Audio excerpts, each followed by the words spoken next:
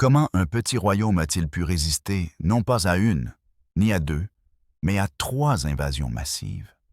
Ces invasions venaient de l'empire le plus terrifiant que le monde médiéval ait jamais connu. Entre 1258 et 1288, les forces mongoles sous Kublai Khan ont lancé des assauts répétés sur le Vietnam. Leurs armées comptaient des centaines de milliers d'hommes. Pourtant, chaque fois, elles furent repoussées au-delà de la frontière, dans une défaite humiliante. Nous parlons d'un empire qui avait écrasé la puissante dynastie Song de Chine. Il avait balayé les steppes d'Asie centrale, ne laissant que des ruines fumantes. Cet empire avait même terrifié l'Europe. Les Mongols avaient conquis plus de territoire en 25 ans que les Romains en 400 ans. Et pourtant, ce royaume de jungle, à la lisière sud de leur empire, est devenu leur tombeau. Quelles armes secrètes les Vietnamiens possédaient-ils? Quelle tactique pouvait-il fonctionner contre la cavalerie, la plus redoutable que le monde ait jamais vue? La réponse réside dans l'une des plus grandes histoires du de David contre Goliath de l'histoire.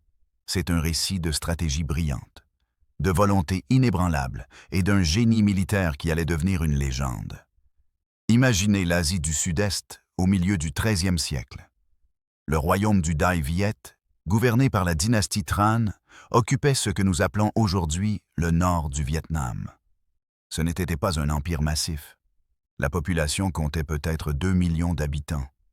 Ils étaient répartis dans le fertile delta du fleuve Rouge et les montagnes environnantes. Hanoï, alors appelée Thang Long, servait de capitale. C'était une ville de pagodes et de palais en bois, entourée de rizières et de forêts tropicales denses. L'importance stratégique du royaume était indéniable. Il se trouvait au carrefour des routes commerciales maritimes reliant la Chine à l'océan Indien. Sa frontière nord s'ouvrait sur les routes terrestres vers le sud de la Chine. Contrôler le Vietnam, c'était contrôler la porte de l'Asie du Sud-Est. La dynastie Tran n'avait régné que depuis 1225. Elle avait succédé pacifiquement à la dynastie Li. Elle était encore en train de consolider son pouvoir. Elle prouvait encore sa valeur en tant que dirigeant auprès d'une population qui valorisait la stabilité et la prospérité avant tout. Leur armée était principalement composée de miliciens paysans. Elle était complétée par un petit noyau professionnel. Ils avaient nom des éléphants de guerre, oui. Mais ces bêtes massives étaient autant des symboles du pouvoir royal que des armes de guerre pratiques. Et puis, il y avait les Mongols. L'Empire mongol, sous la direction des successeurs de Genghis Khan, contrôlait le plus grand empire terrestre contigu de l'histoire humaine dans les années 1250. Nodiola. Corée à la Hongrie, de la Sibérie au golfe Persique, leur domination semblait illimitée. Ils avaient anéanti l'empire khwarezmien lors d'une campagne d'une telle brutalité que des villes entières avaient simplement cessé d'exister. Lorsque les Mongols prirent Nishapur en 1221, ils auraient sans tuer 1 747 000 personnes.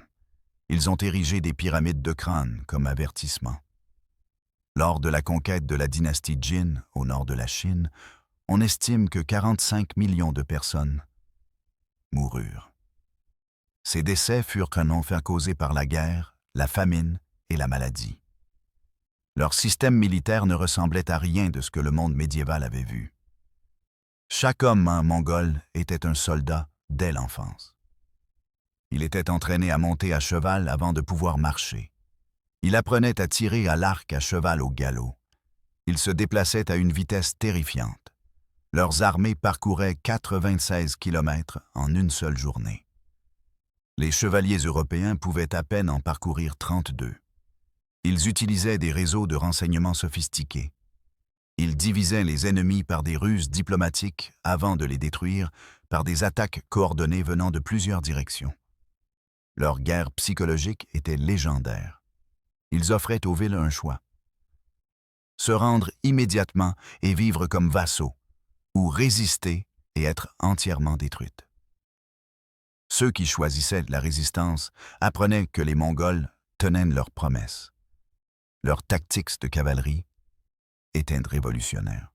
Les feintes de retraite attiraient les ennemis dans des zones d'abattage soigneusement préparées. La cavalerie légère harcelait et épuisait les adversaires. La cavalerie lourde attendait le moment parfait pour charger. Leurs arcs composites pouvaient percer les armures à 182 mètres. Ils voyageaient avec des troupeaux de chevaux. Chaque guerrier avait plusieurs montures, ce qui signifiait qu'il ne se fatiguait jamais. Contre cette machine imparable, quelle chance le Vietnam avait-il? En décembre 1257, les nuages de tempête se sont rassemblés à la frontière nord du Vietnam. Kublai Khan, petit-fils de Genghis et futur fondateur de la dynastie Yuan, préparait une campagne massive contre la dynastie Song. Cette dynastie contrôlait toujours le sud de la Chine. Ses généraux avaient besoin d'une route à travers le Vietnam. Ils voulaient attaquer les Song par le sud, créant ainsi un mouvement de tenaille mortelle. Des émissaires mongols sont arrivés à la cour vietnamienne avec des exigences qui étaient en réalité des ultimatums.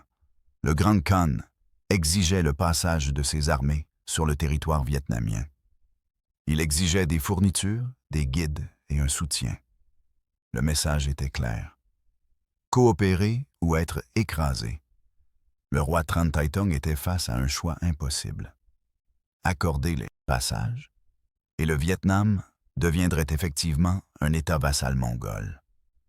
Son indépendance serait abandonnée sans combat. Refuser et faire face à la colère d'un empire qui n'avait jamais connu la défaite. Les conseillers du roi étaient divisés.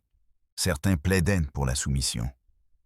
Après tout, les Mongols ne s'étaient-ils pas montrés imparables? N'avaient-ils pas anéanti chaque royaume qui osait résister?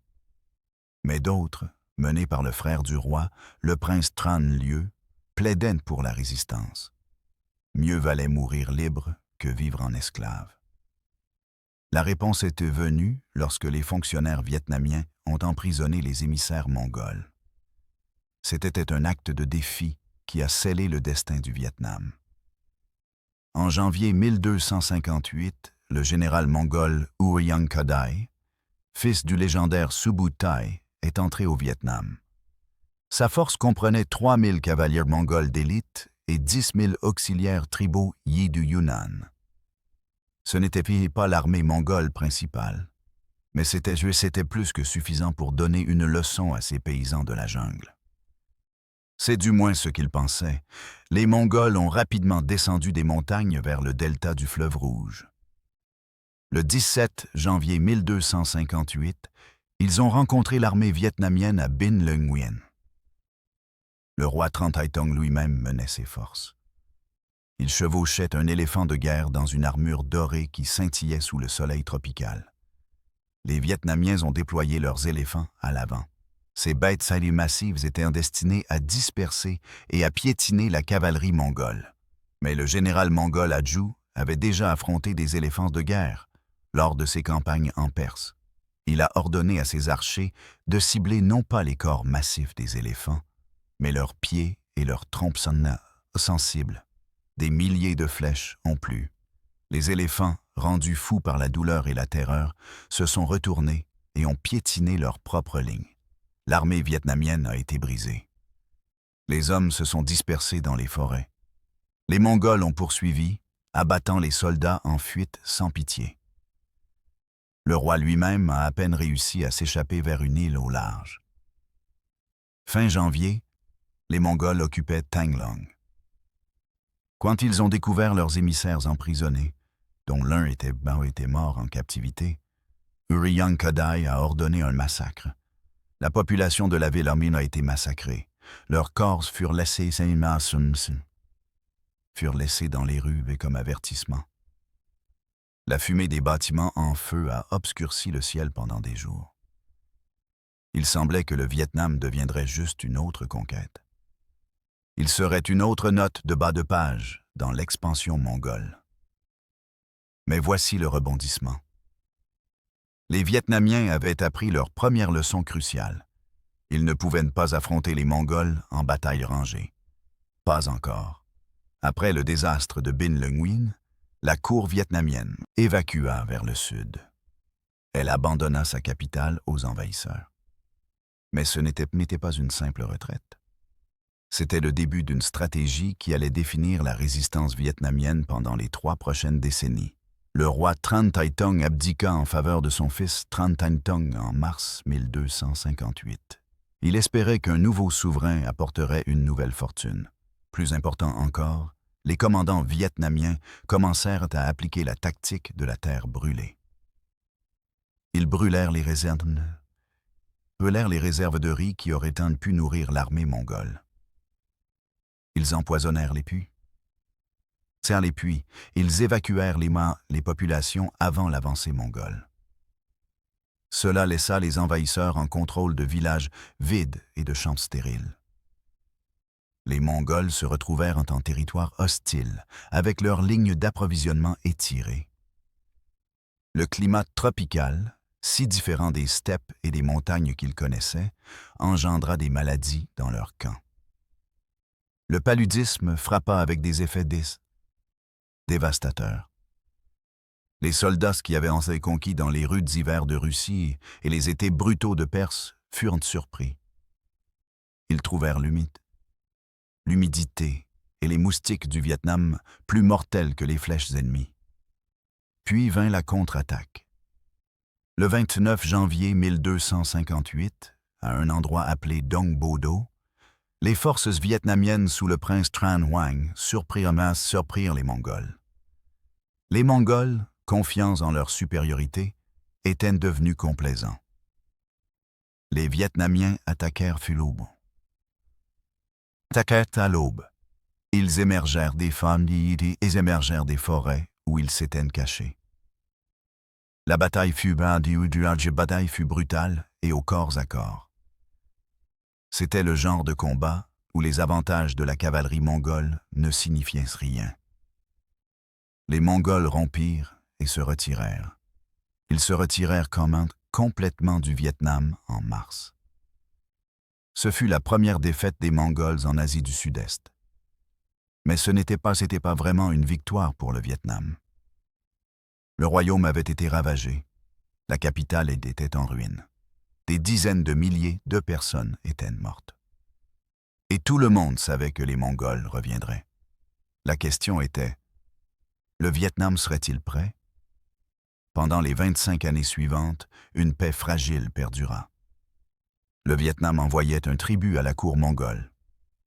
Il reconnaissait techniquement la suzeraineté mongole tout en maintenant une indépendance pratique. Mais en arrière-plan, les préparatifs continuaient. L'homme qui allait sauver le Vietnam montait en puissance. Son nom de naissance était Tran Quoc Tuan. Cependant, l'histoire le retiendrait comme Tran Hung Dao, le grand commandeur.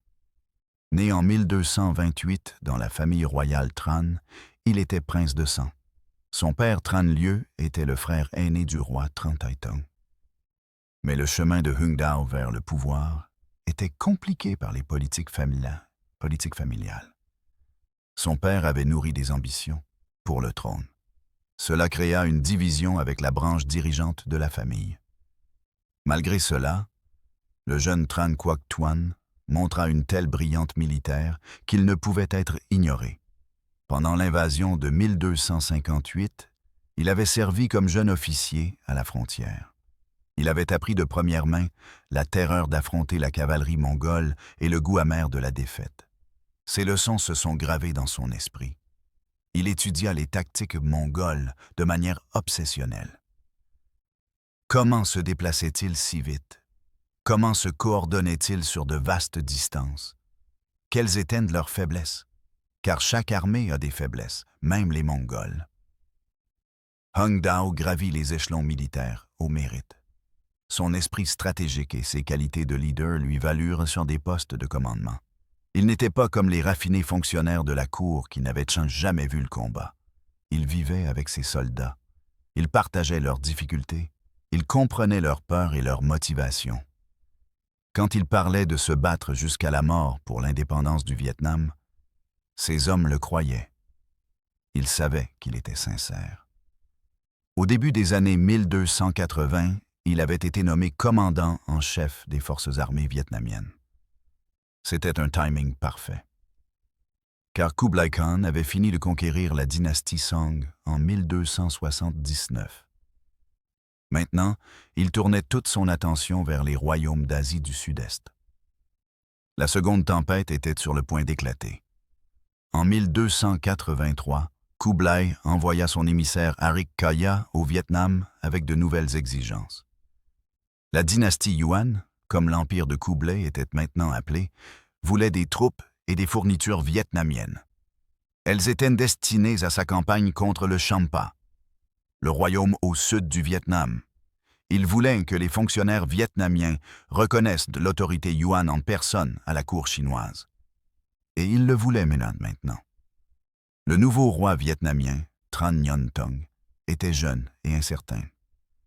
Certains conseillers prônaient de la soumission.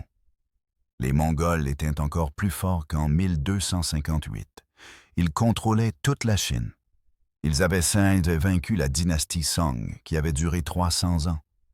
Qui étaient les Vietnamiens pour résister? Mais Hung Dao se tint devant la cour et prononça un discours qui résonnerait dans l'histoire vietnamienne. Les paroles du général étaient de feu et de fer. Il parla de ses ancêtres qui avaient lutté pendant des siècles pour maintenir l'indépendance vietnamienne. Il leur rappela que leur culture, leur langue et leur identité même seraient effacées sous la domination mongole. Il décrivit le sort des royaumes qui s'étaient rendus. Ils furent dépouillés de tout ce qui faisait leur singularité. Ces royaumes étaient réduits à des provinces. Ils devaient fournir tribus et de soldats pour les conquêtes mongoles sans fin. Puis, il lança son défi. Il déclara au roi Nhan Tong que s'il capitulait, Hung Dao lui-même exigerait que le roi lui tranche la tête en premier. Le général ne pourrait jamais vivre pour voir le Vietnam asservi. Le discours eut son effet. Le roi rejeta les exigences mongoles. Le Vietnam se battrait. Mais cette fois, Hung Dao avait un plan. Il avait passé des décennies à se préparer pour ce moment. L'armée vietnamienne avait été réformée de fond en comble.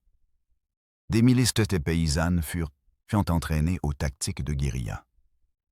De petites unités mobiles apprirent à frapper vite et à disparaître dans la jungle. Des fortifications furent construites à des points clés. Cependant, elles n'étaient pas conçues pour des sièges prolongés. Elles visaient à retarder l'ennemi. Elles canalisaient ses mouvements. Elles créaient des zones d'embuscade meurtrières. Plus important encore, Hung Dao mobilisa toute la population. Il convoqua un congrès des anciens de village de tout le royaume. Il leur posa une seule question. Devions-nous capituler ou nous battre? La réponse fut unanime. Se battre. Chaque ancien de village retourna chez lui et organisa sa communauté. De jeunes hommes se portèrent volontaires pour l'armée. Les femmes et les enfants préparèrent des provisions, recueillirent des renseignements et créèrent des réseaux de résistance. Un jeune prince, Tran Quoc Toan, n'avait que 16 ans. Pourtant, il recruta une garde personnelle de 1000 hommes. Il marcha ensuite vers la frontière. La nation entière se transformait en armée.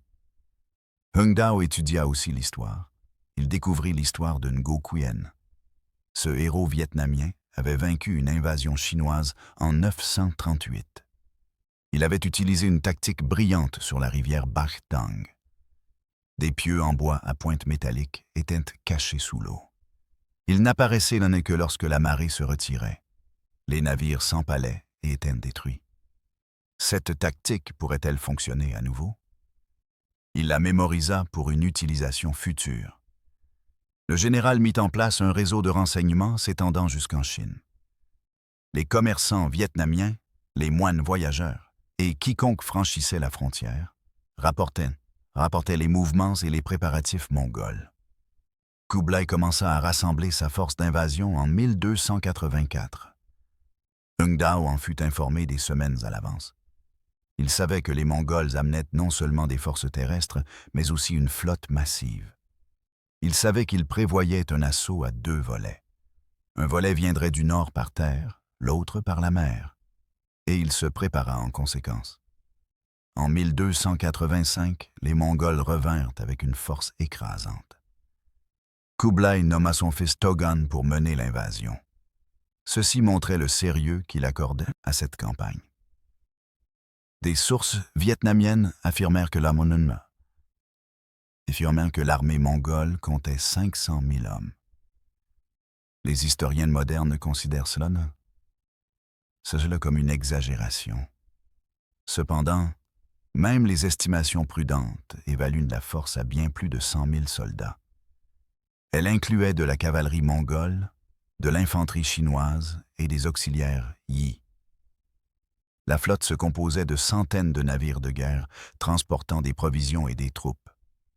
Ce n'était ni un raid, ni une expédition punitive. C'était une invasion à grande échelle destinée à conquérir et à occuper. Les Mongols traversèrent à établirent la frontière en janvier 1285. Leurs colonnes avançaient par plusieurs routes. Cela empêchait les Vietnamiens de concentrer leurs forces. La stratégie de Togun était solide. Il fallait avancer vite et capturer la capitale. Le roi devait être forcé de se rendre ou de fuir. Ensuite, il fallait occuper le pays. Cela devait se faire avant le début de la saison de la chaleur tropicale et des maladies. Au début, tout se déroula comme prévu. Les forces vietnamiennes le long de la frontière menèrent des actions de retardement. Cependant, elles ne purent arrêter l'avancée mongole. Ville après ville tomba. En mars, les forces de Togun capturèrent les Gants. Les garnisons de Phu-Lung et Daiton. C'étaient des positions stratégiques gardant les approches du delta du fleuve Rouge. En avril, la composante navale de l'invasion affronta les forces vietnamiennes près de Haiphong. Elle était commandée par Omar bin Nars al-Din. C'était un habile amiral mongol d'origine khwarezmienne. Omar faillit capturer le roi Nhan Tong en personne. Le monarque vietnamien s'échappa de justesse par bateau.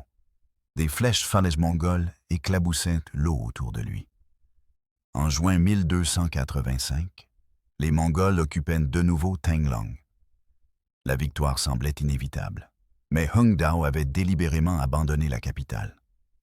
Comme en 1258, les Vietnamiens appliquèrent la tactique de la terre brûlée. Mais cette fois, ce fut à une échelle massive. Chaque grain de riz fut enlevé ou brûlé. Chaque animal fut conduit dans les forêts. L'armée mongole entra dans Thanglong pour la trouver vide. Pas un seul habitant n'y demeurait. Pire encore, l'armée de Togun se dispersa dans le delta du fleuve Rouge. Elle tentait de sécuriser la zone et de trouver des provisions. Cependant, elle se retrouva face à un cauchemar. Les forces de guérilla vietnamiennes frappaient partout. Une patrouille mongole disparaissait pendant la nuit. On la retrouvait le lendemain matin, la gorge tranchée. Les convois de ravitaillement tombaient dans des embuscades sur les sentiers de la jungle. Les commandants mongols recevaient des rapports de forces vietnamiennes en 6 endroits différents. Ils n'arrivaient jamais à localiser une formation majeure pour une bataille décisive. La population du delta avait disparu dans la campagne, laissant les Mongols en contrôle de villages vides et de terrains hostiles. Puis vint la contre-attaque. Fin juin, le prince Quang Khai lança un assaut majeur à Chungdeung. Ce lieu se trouvait à seulement 20 kilomètres au sud de la capitale. Les Vietnamiens avaient choisi leur terrain avec soin. C'était un endroit où les Mongols ne pouvaient pas utiliser efficacement leur cavalerie. La bataille fut sauvage. Les forces vietnamiennes, luttant pour leur patrie, attaquèrent avec une férocité qui stupéfia les Mongols. Lorsque les combats cessèrent, Quang Khai avait remporté une nette victoire. C'était la première fois que les forces vietnamiennes battaient une formation mongole majeure, un combat ouvert. Presque simultanément, la force principale de Hung Dao attaqua l'avant-garde mongole à Tai Ket. C'était près de l'actuel Hung Yen. Ce fut la bataille qui brisa l'invasion. Les Mongols, sous les généraux Sogetu et Li Heng, se retrouvèrent soudainement encerclés. Ils furent coupés de leur force principale. Les hommes de Hung Dao fondirent subitement sur eux comme une tempête. Les combats durèrent pendant des heures. Ce fut un combat mis au corps à corps dans les rizières et les rues des villages. À la fin, Sogetu et Li Heng étaient tous deux morts. Les Vietnamiens avaient capturé 50 000 soldats mongols. 50 000. Cette perte fut catastrophique. Togan, apprenant la nouvelle du désastre, savait sa position devenue intenable. Son armée manquait de nourriture. La maladie se propageait dans ses camps. Les attaques vietnamiennes s'intensifiaient. Il ordonna une retraite générale en août 1285. Le retrait devint une déroute. Les forces vietnamiennes détruisirent ponts et routes devant les Mongols en retraite. Des embuscades frappaient de tous côtés. Des partisans locaux des tribus des collines, inspirés par la résistance vietnamienne, attaquèrent les colonnes mongoles dans les cols de montagne. Togan lui-même s'échappa de justesse. Il se serait caché dans un tonneau de bronze à un moment donné pour éviter la capture. Lorsque les restes mongols repassèrent en Chine, ils avaient perdu plus de la moitié de leur force d'invasion. La puissante armée mongole avait conquis un empire s'étendant du Pacifique à la Méditerranée. Elle fut humiliée par un royaume qu'ils avaient considéré comme faible. Kublai Khan était furieux. Son fils avait échoué. Ses généraux étaient morts ou capturés. Le mythe de l'invincibilité mongole était brisé. Mais Kublai n'était pas homme à accepter la défaite. Il reviendrait, et la prochaine fois, il amènerait une force encore plus grande. Pendant 2 ans, Kublai prépara sa vengeance. La cour Yuan débattit de la stratégie. Certains conseillers suggérèrent d'accepter une relation tributaire lâche avec le Vietnam. Après tout, les Vietnamiens n'avaient jamais refusé de payer tribut. Ils refusaient seulement de se soumettre complètement. Mais l'orgueil de Kublai ne le permettrait pas. Il avait conquis l'empire le plus riche et le plus peuplé du monde, la dynastie Song. Il ne se laisserait pas défier par ces barbares daïs de la jungle. En 1287, Kublai lança sa 3e et dernière invasion. Cette force n'était pas massive, même selon les normes mongoles. Le prince Togan, malgré son échec précédent, reçut de nouveau le commandement. Peut-être était-ce pour se racheter. L'armée terrestre comprenait 70 000 soldats réguliers et d'élite. Elle comptait aussi 21 000 auxiliaires tribaux de Yunnan et Hainan. Une avant-garde de 1000 hommes était sous le général mongol Abachi. Les forces navales, sous Omar et Fan Yi, se composaient de 500 navires de guerre. Ils transportaient des provisions, des troupes supplémentaires et du matériel de siège. Les sources vietnamiennes, toujours sujettes à l'exagération, affirmèrent que la force totale s'élevait à 500 000. Même si ce chiffre est exagéré, il s'agit d'une des plus grandes opérations militaires du XIIIe siècle. L'invasion commença fin 1287. Les Mongols empruntèrent plusieurs routes, tirant les leçons de leurs échecs précédents. Ils ne s'attendaient pas à vivre de la terre. Ils apportèrent leurs femmes à battre leurs propres provisions. Ils se déplaçaient plus vite, laissant moins de temps aux Vietnamiens pour préparer des embuscades. Et initialement, ils réussirent. En novembre, les forces mongoles submergèrent les défenses vietnamiennes à la frontière. L'avant-garde d'Abachi brisa la résistance. En décembre, la force principale de Togan avançait rapidement le long du fleuve Rouge. Le 17 décembre, la flotte mongole quitta Kinzhou pour la rivière Bakdang. Elle prévoyait de rejoindre les forces terrestres à Van Kiep. Il devait piéger les Vietnamiens entre deux armées et forcer une bataille décisive. Mais Hung Dao se préparait depuis 3 ans. Et cette fois, une surprise l'attendait. Le 3 février 1288, les Mongols capturèrent Thang Long pour la 3e fois. Encore une fois, ils la trouvèrent vide. Encore une fois, aucune provision ne restait. Mais cette fois, Togan était confiant de pouvoir surmonter la résistance vietnamienne. Sa flotte de ravitaillement remontait la côte. Bientôt, son armée serait entièrement approvisionnée. Togan ignorait qu'à la fin de janvier, les forces vietnamiennes du prince Tran Can Du avaient intercepté la flotte de ravitaillement. Cette flotte était commandée par Zhang Wenhu, près de l'île de Van Don. Les Vietnamiens attaquèrent Nam de nuit avec 30 navires de guerre, infligeant des dégâts dévastateurs. La flotte de Zhang s'échappa de justesse, retournant péniblement à l'île de Hainan. L'armée mongole au Vietnam n'avait aucune idée que ses provisions ne viendraient pas. Alors que février laissait place à mars, la position mongole se détériora rapidement. Les provisions diminuèrent. Les soldats eurent faim. La maladie se propagea. Omar prit une partie de la flotte et navigua vers Tai Binh. Là, il détruisit la tombe du roi Tran Tai Tong. C'était un acte de profanation destiné à démoraliser les Vietnamiens.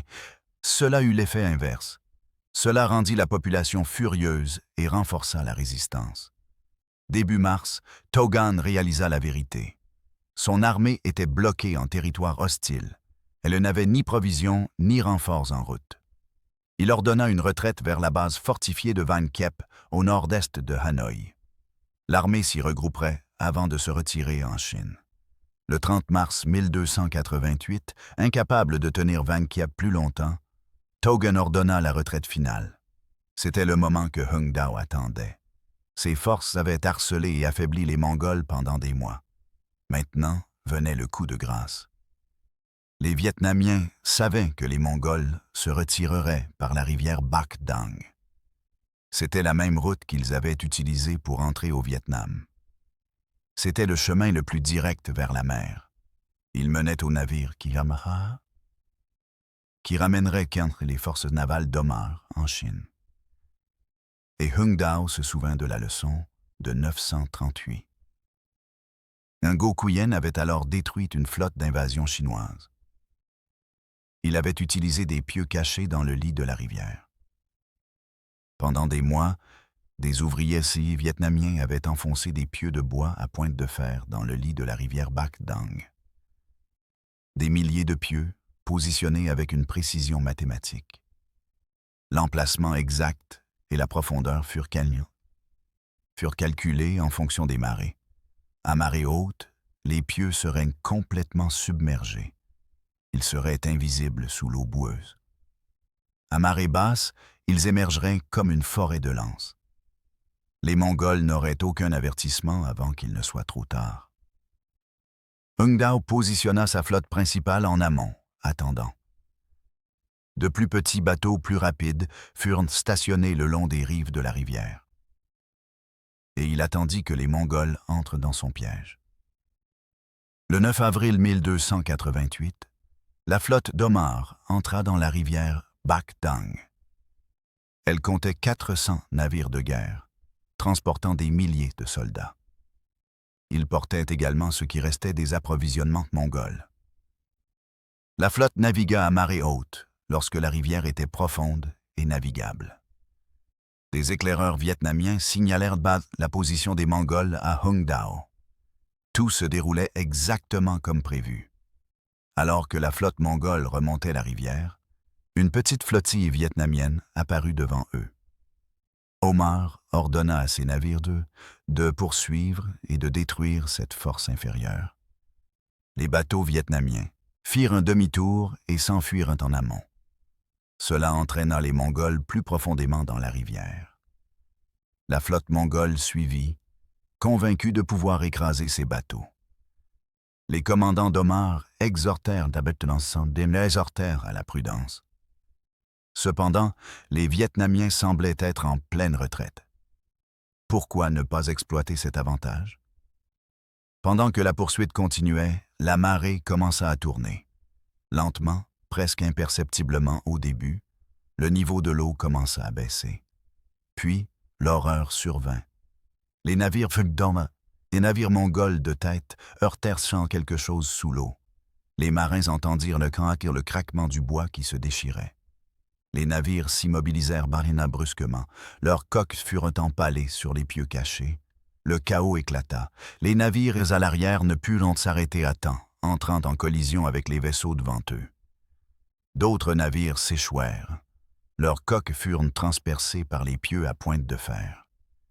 Ces pieux émergeaient maintenant de l'eau comme des dents. Alors, la flotte principale de Hung Dao attaqua. Les navires vietnamiens, plus petits et plus maniables, se jetèrent sur les vaisseaux mongols piégés. Les archers firent se pleuvoir des flèches enflammées sur les ponts en bois. Les soldats démontèrent à bord des navires échoués. Ils s'engagèrent dans de brutaux combats au corps à corps. Les Mongols se battirent désespérément. Cependant, ils étaient piégés, incapables de manœuvrer. Leur supériorité numérique n'avait aucune importance dans le chaos confiné de la rivière. Omar lui-même se battit comme un démon. Il tenta de rallier ses hommes, mais la bataille était déjà perdue. Les forces vietnamiennes submergèrent son ville. Son navire amiral. L'amiral mongol fut capturé, enchaîné. Son co-commandant Fan Yi périt, probablement dans les combats. Les archives restent toutefois incertaines. Autour d'eux, les navires brûlaient ou coulaient. L'eau rougit de sang. Lorsque la bataille prit fin, toute la flotte mongole avait été détruite. 100 navires coulèrent complètement. 400 furent capturés. Des milliers de soldats mongols furent tués ou faits prisonniers. Ce fut l'une des victoires navales les plus complètes de la guerre médiévale. Mais Hung Dao n'avait pas terminé. Quelques jours plus tard, la flotte de ravitaillement de Zhang Wenhu, ignorant le désastre, navigua dans la rivière Bac Dang. La marine vietnamienne les attaqua de nouveau. Elle détruisit la plupart de la flotte. Seuls Zhang Wenhu et une poignée de soldats s'échappèrent dans de petits bateaux. Pendant ce temps, les forces terrestres de Togan tentèrent de se replier vers le nord à travers les cols de montagne.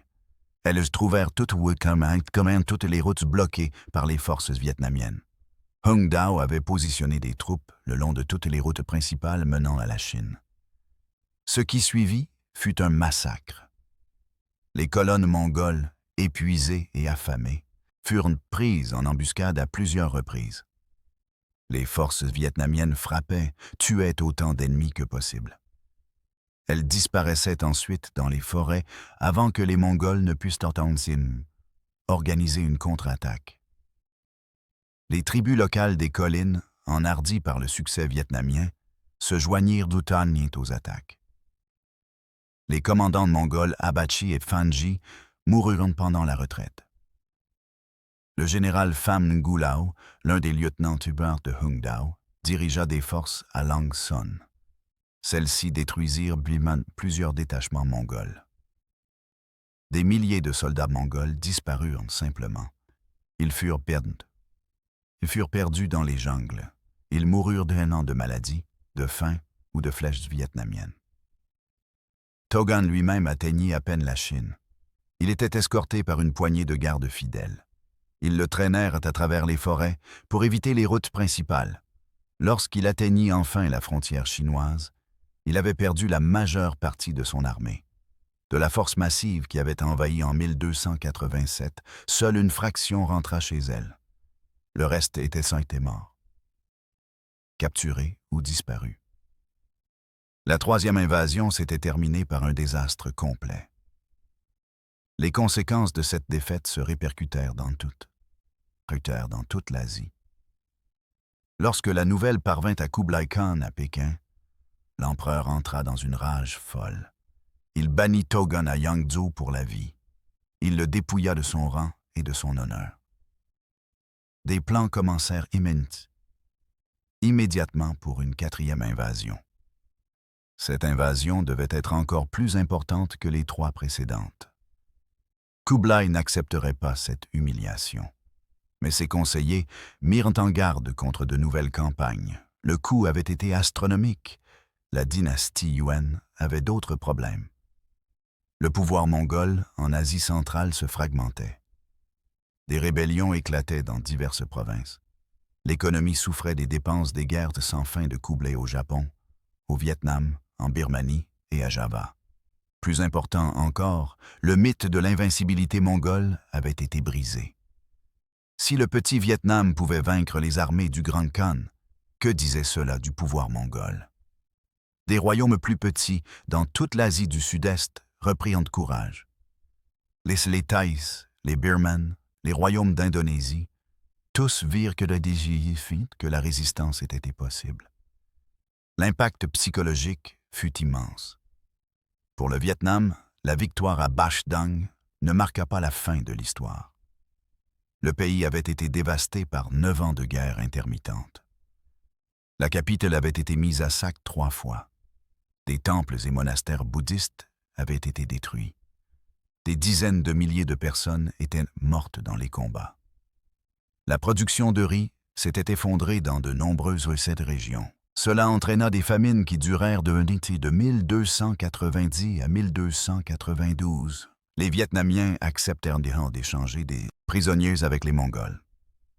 Le roi Nhan Tong, pragmatique malgré la victoire militaire, accepta une relation tributaire nominale avec la dynastie Yuan.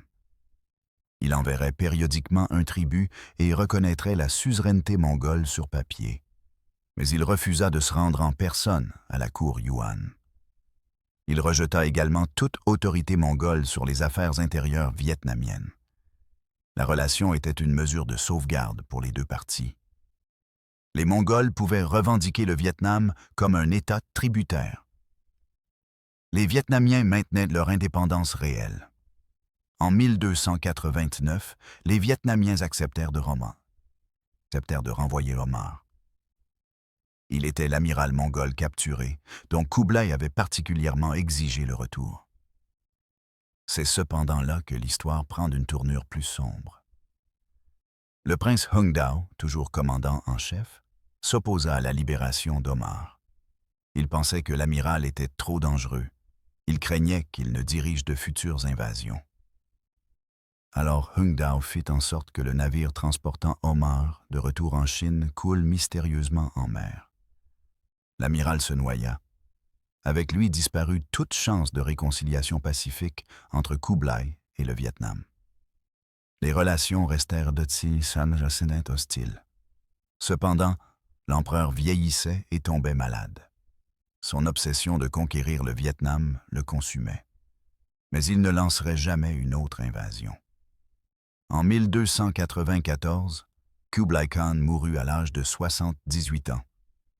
Ses rêves de domination totale restèrent inassouvis. Son successeur, Temür Khan, était un souverain plus pragmatique. Il libéra tous les envoyés vietnamiens détenus. Il se contenta de la relation tributaire nominale. Le Vietnam resterait indépendant pendant des siècles. Il préserverait sa culture, sa langue et son identité. La victoire eut des effets profonds au-delà de la politique immédiate. Les réformes militaires vietnamiennes initiées par Hung Dao devinrent permanentes. L'idée de mobiliser toute la population pour la défense nationale devint un principe fondamental de la doctrine militaire vietnamienne. 7 siècles plus tard, pendant les guerres contre la France et les États-Unis, les commandants vietnamiens étudieraient les tactiques de Hung Dao. Ils se pencheraient particulièrement sur son usage de la guérilla. Ils analyseraient également les politiques de la terre brûlée et la retraite stratégique. Ces méthodes étaient suivies de contre-attaques dévastatrices. Les parallèles sont frappants. Dans les 2 époques, les forces vietnamiennes évitèrent les batailles conventionnelles à grande échelle qu'elles ne pouvaient pas gagner. Elles épuisèrent plutôt des ennemis technologiquement supérieurs par l'attrition. Elles leur refusèrent des approvisionnements. Cela rendit leur occupation intenable. L'héritage de Hung Dao perdura non seulement dans les tactiques militaires, mais aussi dans la conscience nationale. Après sa mort en 1300, il fut déifié par le peuple vietnamien. Des temples furent construits en son honneur à travers le pays. Il devint connu sous le nom de Duc Thanh Trân, le Saint-Seigneur Tran. Il était une divinité protectrice qui pouvait repousser les mauvais esprits et les envahisseurs étrangers. À Hanoï, Haiphong et dans d'autres grandes villes, les rues centrales portent son nom. Sa statue trône sur les principales places. Elle veille à jamais sur le peuple qui l'a sauvé. Cette victoire réalisa ce qu'aucun autre royaume de l'époque n'avait accompli. Elle fut la défaite militaire complète des invasions mongoles. Cela ne se produisit pas une fois, mais 3 fois. Le Japon a survécu aux attaques mongoles en émeute en 1274 et en 1281. Mais il fut principalement sauvé par des typhons. Ce furent les célèbres kamikazes, ou ventres divins, qui détruisirent les flottes d'invasion. Les Mamelouks d'Égypte vainquirent les forces mongoles à la bataille d'Ain Jalou en 1260. Mais ce fut une seule bataille, pas une campagne soutenue. Seul le Vietnam affronta des invasions répétées. Il les vainquit toutes grâce à une stratégie supérieure, une volonté inébranlable et le génie de ses commandants. Imaginez si le Vietnam était tombé. Qu'est-ce qui aurait été perdu? La dynastie Tran avait présidé un âge d'or de la culture vietnamienne. La littérature avait prospéré. Des poètes et des érudits avaient créé des œuvres en vietnamien et en chinois. Celles-ci allaient influencer la région pendant des siècles. Le bouddhisme avait prospéré. De grands temples et monastères servaient de centres d'apprentissage. La langue vietnamienne elle-même évoluait. Elle développait son propre caractère distinct du chinois. La philosophie confucéenne était adaptée à la société vietnamienne de manière unique. Tout cela aurait été balayé sous la domination mongole. Les Vietnamiens seraient bien devenus un autre peuple assujetti. Leurs jeunes hommes auraient été enrôlés pour les campagnes mongoles à travers l'Asie. Leurs ressources auraient été extraites pour financer des guerres lointaines. Leur culture se serait lentement érodée et absorbée. Mais grâce à Tran Hung Dao et à sa génération qui choisirent de se battre, grâce au roi Nyon Tong qui rallia son peuple, grâce aux anciens des villages et aux simples soldats qui tinrent bon contre des chances impossibles, la civilisation vietnamienne survécut. La langue, la culture, l'identité nationale, tout cela persista. Le Vietnam ferait face à de nombreuses autres invasions au cours des siècles suivants. Les Chinois reviendraient plusieurs fois. Les Français coloniseraient le pays. Les Japonais l'occuperaient. Les Américains y mèneraient la guerre. Mais la leçon des invasions mongoles demeura. Le Vietnam ne pouvait pas être conquis de manière permanente. Son peuple résisterait. Il se sacrifierait. Il finirait par l'emporter. Cet héritage commença en 1288 sur la rivière Bac Dang. Des pieux de fer et le courage vietnamien détruisirent le plus grand empire que le monde ait jamais connu. Merci beaucoup d'avoir regardé cette analyse approfondie de l'une des victoires les plus incroyables de l'histoire, celle des Outsiders. Si vous avez apprécié d'apprendre comment les Vietnamiens ont vaincu l'Empire mongol, apparemment invincible, veuillez cliquer sur le bouton « J'aime ». Tentons d'atteindre 1000 mentions « J'aime » dans les 24 prochaines heures.